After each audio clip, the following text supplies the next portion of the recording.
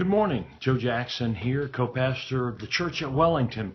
It's day number 15 of our 21 days of prayer and fasting. Today's title is simply God's Battle.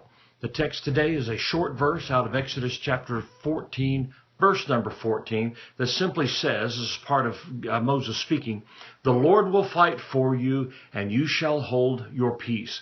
So in this verse, Moses makes two statements of fact and instruction. The first one, the Lord will fight for you. This statement echoes back to yesterday's topic about having the courage and faith to stay calm and stand still. There are many challenges to your life which can be dealt with by the strength, talents, and abilities that God has already given you. But there are other challenges which have to be fought only in the realm of the Spirit. For example, we live in a time when crime is a very real part of our lives. It seems like every day the news reports another story of senseless violence against innocent people. On the natural side of this, there are some things that can be done to fight against this. You can install alarm systems in your house, in your car. You can get a guard dog or even hire security. All of these can help guard your house and family, but they cannot instill peace in your heart. Only God can do that. So it only makes sense to allow Him to do what only He can do, but there's always that pesky temptation to try to do it all ourselves.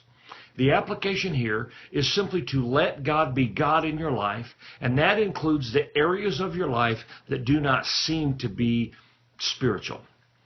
Number two is hold your peace.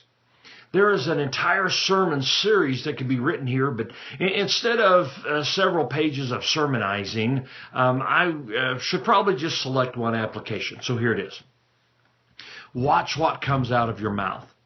Part of going forward in God is carefully monitoring the words that you speak. The Word says that the power of life and death is in the tongue. Can our words really wield that much power?